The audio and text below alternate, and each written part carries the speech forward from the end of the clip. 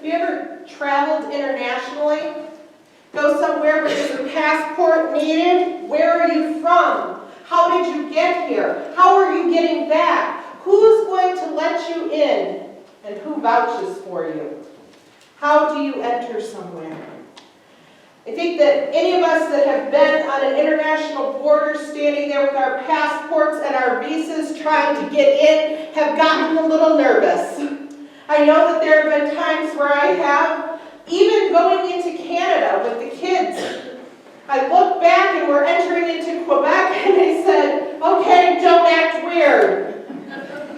I look at our van, there is no help for us. They want to see all of our documents and they want to see the faces of our children. The minivan door slides open and pillows and blankets land at the feet of the customs guard.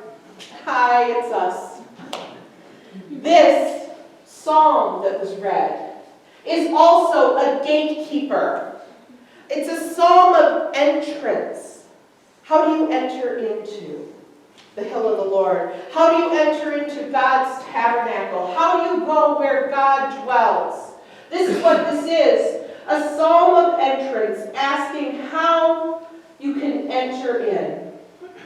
You can't walk up to the presence of the Lord without a whole lot of preparation. Looking at the Old Testament, you see that. The Ark of the Covenant was where the presence of the Lord was. And behind that, in this tabernacle, there were curtains dividing, big, thick curtains dividing. And only once a year could a priest go in after being thoroughly prayed up, washed up, and oh yes, having a rope tied around their ankle in case they weren't holy enough and dropped dead, someone could pull them back out.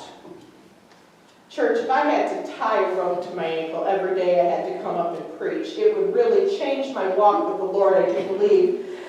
You prepare yourself to enter into the place of the Lord like that.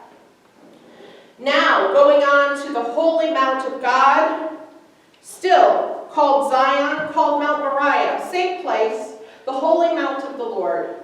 It's where the temple was built. It's in Jerusalem now.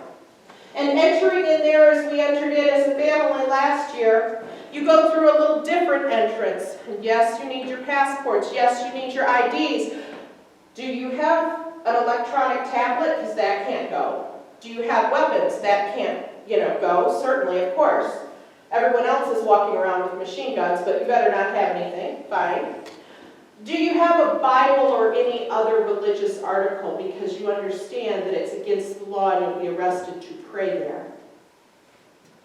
No. You better not have a Bible in your backpack. How do you enter to this place? This most holy place, yet under political control. How do you enter there? It was a different question spiritually when David wrote this psalm. How do you enter there? Now, there's a lot more that you ask when you enter there. But in the end, you still can't walk right up.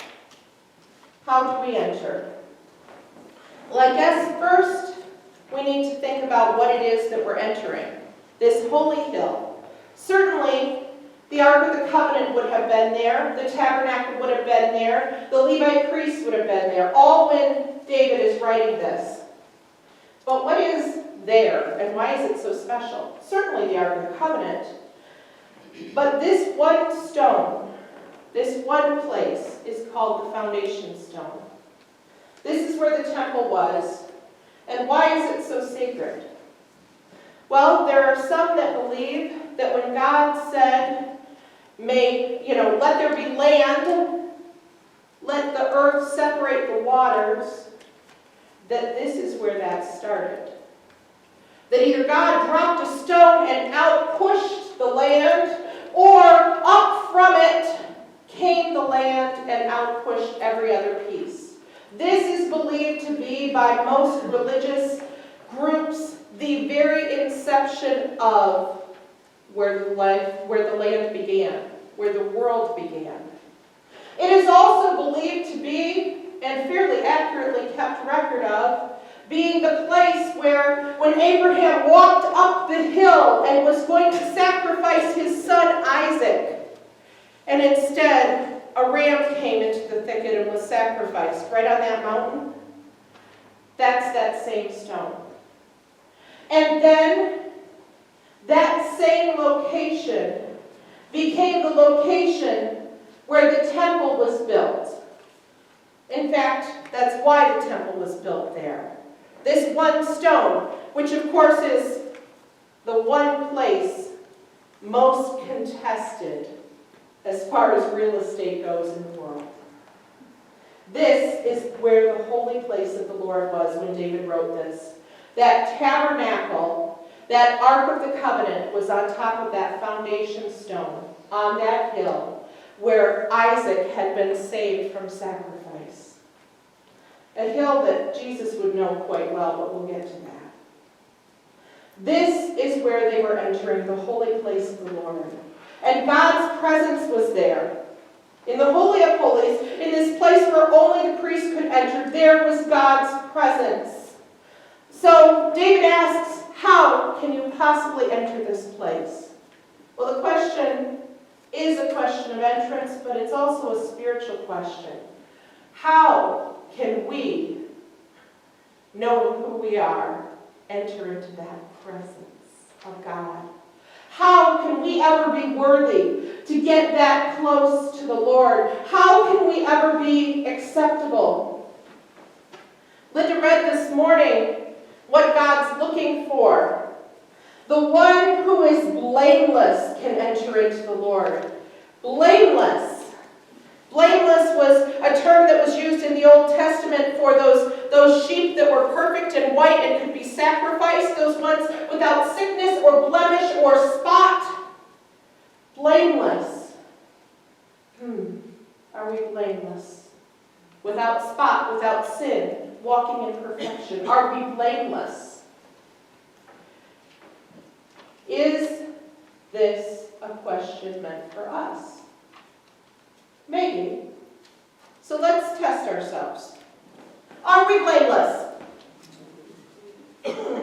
We'll sit there.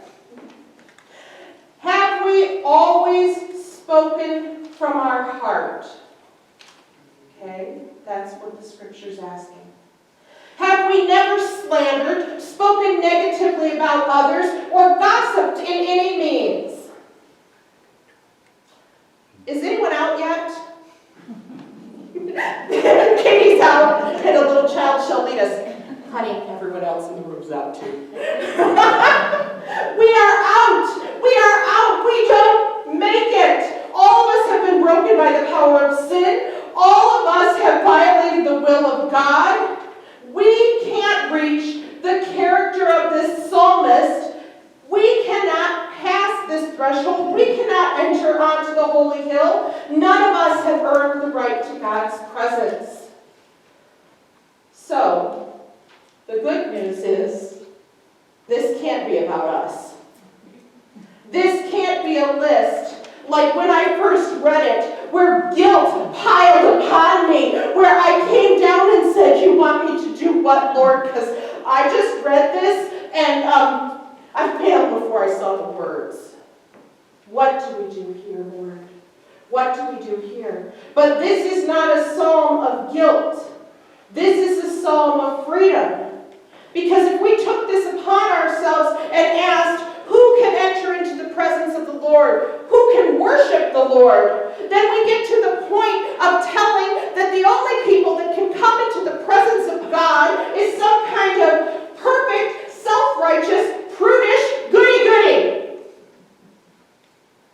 And I don't care what we look like on Sunday morning, none of us make it. None of us make it. The child that lives with me nods her head. None of us make it. And so, what is God asking us for? See, as Christians, we are not being asked to beat ourselves up into being more moral and more respectful, living in guilt and being under the cloud of shame. That is not what God is calling us for with this psalm. Because even on days when we are doing our best and feel just a little more worthy to enter the hill of the Lord, we don't qualify. If we believe that our holiness is good enough, it's just a dream. We need to enter in at the invitation of the only one that can do all of these things, Jesus Christ. We enter in with the door being opened by the one who was blameless, the one that did not slander, the one that did not gossip, the one that was pure and holy. That's how we enter in. Not on our own righteousness, but on our God's. Who can enter God's holy hill? Only the Messiah, only Jesus. This isn't a text about humanity. This is a text about the Messiah. This is a text about what we will see. A psalm about what can only be done by one. This is a psalm not of guilt, but a psalm of freedom. A psalm of knowing that someday the one would come that could enter into God's holy hill, blameless and pure. A psalm that tells us, here are the places in which you have failed, but one day one will succeed. That one is who you put your faith in. That Messiah, that Jesus, swapped some guilt for some very good news. Some very good news that the presence of the Lord will not be denied. It will just be opened by the Christ, the Messiah. Something that we can never do on our own. And this psalm ends that the one that can do all of these things will never be shaken. Will never be shaken. Jesus cannot be shaken from what he did. From when this was written, what he was going to do. Jesus cannot be shaken. His ministry and mission could not be stopped then, will not be stopped now. Jesus cannot be taken off of mission. There's no take-backs on the completed work of Christ. Done is done. We have been guaranteed a future through the Messiah that is unshakable. So who can enter God's holy hill? Well, if you want to talk about us, who enters God's holy hill? The one who knows we are guilty. The one that knows that we don't make the mark. We don't hit all of these points. But the one that knows the Messiah who does. The one that understands that it is only through that Messiah that paradise is already won. The one that leans on the Lord to open the doors to the holy hill.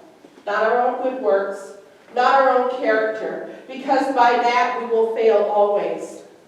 But the one that puts their trust in the Messiah who is perfect. That is the one who enters the presence of the Lord. The one that allows the Lord to be perfect for us. Church, this is the greatest thing that I can celebrate as I read this psalm. This psalm that looks like the list of things that condemn is instead the list of the things that free. Through our Lord Jesus Christ. Not through our works, but through the Word of God. May we celebrate that.